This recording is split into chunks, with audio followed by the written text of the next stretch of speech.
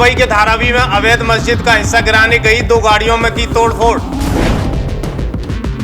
धारावी में अवैध मस्जिद गिराने पहुंची बीएमसी की टीम पर मुस्लिम भीड़ का हमला। पथराव और गाड़ियों में तोड़फोड़। तनाव के बाद इलाके में भारी पुलिस फोर्स तैनात।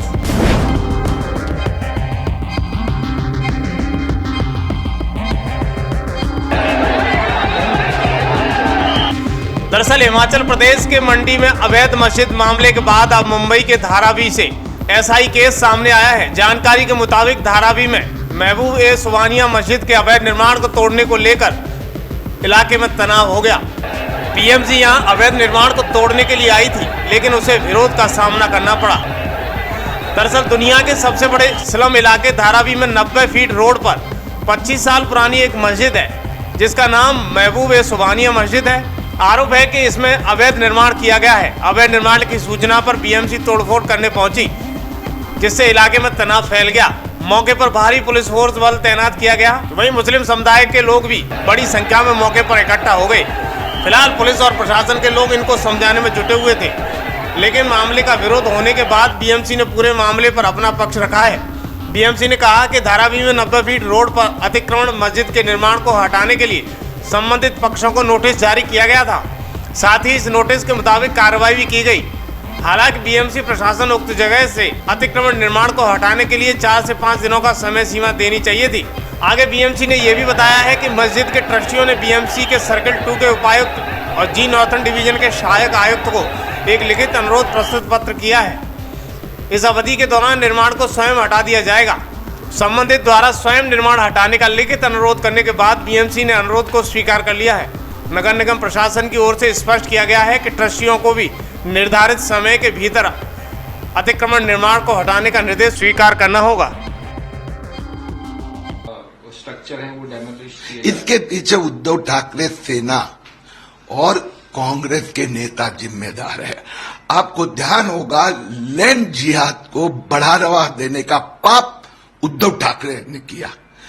लोकसभा चुनाव के दरमियान भिंडी बाजार में मस्जिद की एफएसआई हम डबल कर देंगे, और अब ये शुरू हुआ अनधिकृत मस्जिद बनाना, बढ़ाना, और फिर वो गिराने के लिए, तोड़ने के लिए कर्मचारी आते हैं, तो मुस्लिम समाज को उकसाने का पाप ये उद्धव ठाकरे। मैं आप सबका धन्यवाद दूंगी, आप यहाँ पे आए, लेकिन साथ में आपको बोलना चाहूंगी कि सब शांतता मांग से आज हमने जो कार्रवाई है वो स्थगित करने का काम हुआ है। कल रात को माननीय मुख्यमंत्री महोदय से मिले थे, उनको भी हमने विनती की थी कि ये धारावी अंतर्गत प्रोजेक्ट के अंतर्गत प्रकल्प है। और सबसे बड़ी बात यह है कि अभी सभी लोगों ने शांततापूर्वक से आदमी यहाँ आके जो है बात अपनी रखी है और आज स्थगिति मिली और सब अभी अपने घर पे गए हैं। लोगों से क्या अपील करेंगे? लोगों से क्या मैं अपील करूंगी कि शांति बनाए रखे, संयम बनाए रखे। धारावी सबको पता है कि हम सब एक है, सब लोग साथ में मिलकर यहाँ पे लड़ाई लड़ने लगे। चाहे मंदिर हो, चाहे मस्जिद हो, चाहे चर्च हो, चाहे गुरुद्वारा हो, चाहे बुद्ध विहार हो, हम सब लोग एक दूसरे की लड़ाई में हमेशा ही शामिल रहे और एक दूसरे के साथ खड़ा रहते हैं। तो सबने आज यहाँ पे आगे वही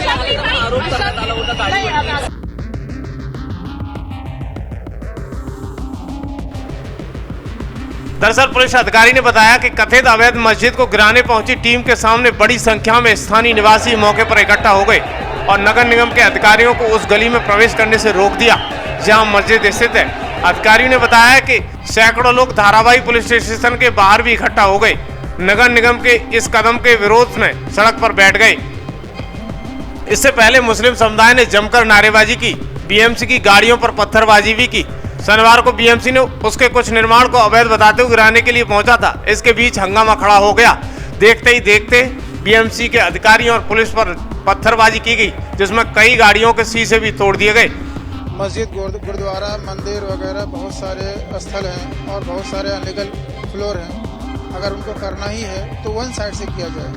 डायरेक्ट धर्म स्थल पे क्यों हो रहा है? ये धर्म स्थल पे होना नहीं चाहिए।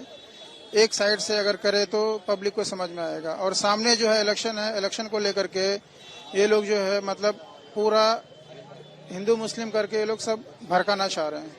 मेन मुद्दा ये है। हम लोग रात से ही जो है यहाँ पे धरना करके बैठे हुए हैं, लेकिन अभी तक हमारी कोई सुनवाई नहीं हुई है। अभी तक कोई सुनवाई नहीं हुई है, अभी कोई बातचीत नहीं हुई है। कर रहे हैं बातचीत, लेकिन कोई फाइनल हुआ नहीं है अभी तक। मस्जिद को ही क्यों टारगेट किया जा रहा है?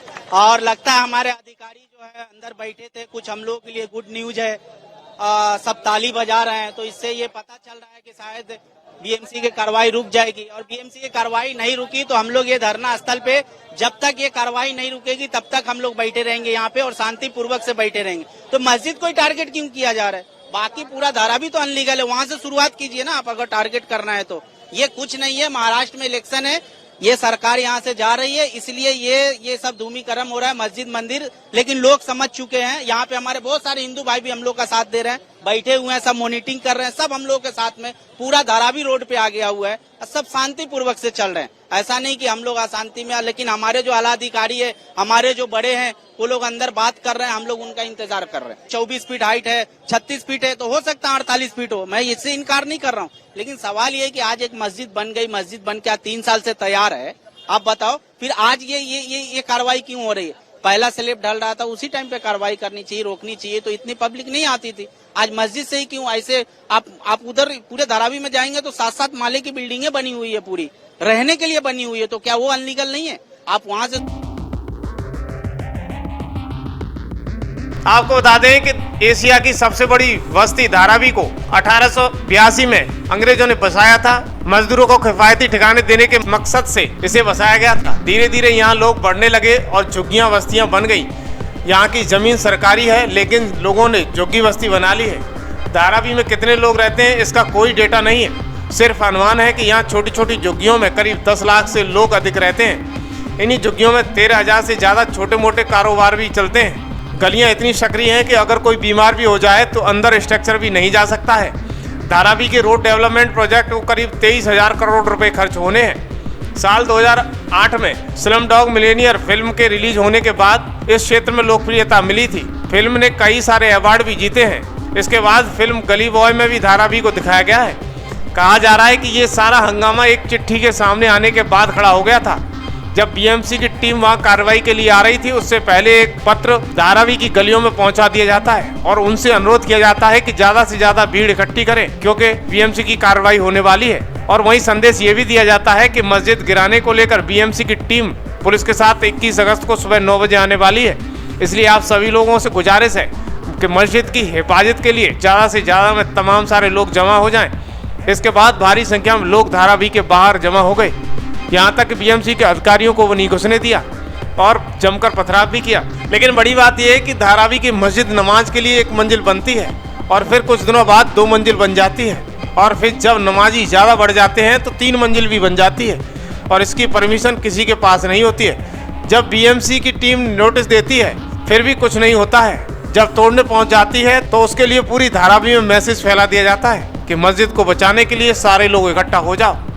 सोचिएगा कि ये कहाँ का नियम है। लेकिन सवाल ये पैदा होता है कि जब वक्फ बोर्ड के पास रेलवे से अधिक जमीन है तो फिर क्यों नहीं वहाँ मस्जिद बना देता है, या फिर ये बोर्ड के नाम पर हिंदुओं की जमीन और मंदिर कब्जाने का काम किया जा रहा है। इसके पीछे भी बड़ा षड्यंत्र है। इसके लिए खुद प्रधानमंत्री मोदी और गृह मंत्री अमित शाह लगे हुए हैं। वहीं इस वक्फ बोर्ड को लेकर गृह मंत्री अमित शाह ने कहा है कि आने वाले दिनों में हम इस बोर्ड का बिल संसद से पास कराएंगे।